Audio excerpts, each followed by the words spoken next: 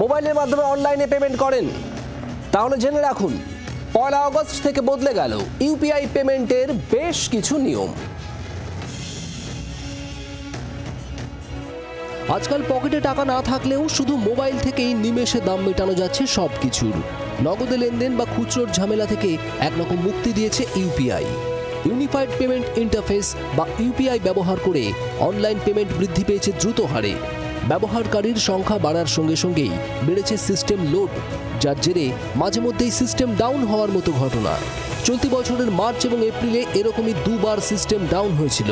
মুশকিলে পড়েছিলেন লক্ষ লক্ষ ব্যবহারকারী। সেই ঘটনা থেকেই শিক্ষা নিয়ে এবার কিছু নিয়মে রদবদল, যাতে পিক আওয়ারে সিস্টেম লোড অপেক্ষাকৃত কম হয়।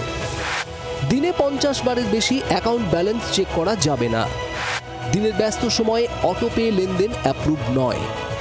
3 বারের বেশি লেনদেনের স্ট্যাটাস চেক করা যাবে না এবার থেকে। 2 বার চেক করার মধ্যে 90 সেকেন্ডের তফাৎ থাকতে হবে।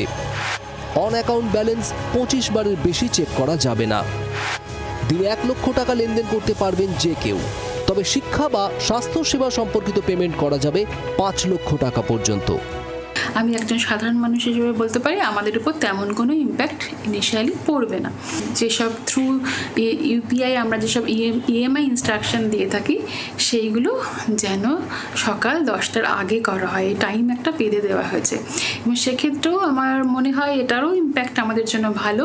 ভাইটাল পিরিয়ডটার বাইরে গিয়ে এইসব ট্রানজাকশানগুলো হবে এবং ব্যাঙ্কও আবার থাকবে বিফোর 10 ওইগুলো হবে এবং সব স্মুথ হবে অনেকটা, আমি আশা করছি। এই পরিবর্তিত নিয়ম ব্যবসায়ী থেকে শুরু করে ব্যাংক এবং ব্যবহারকারী সকলের জন্য প্রযোজ্য হবে। ব্যুরো রিপোর্ট, জি24 ঘন্টা।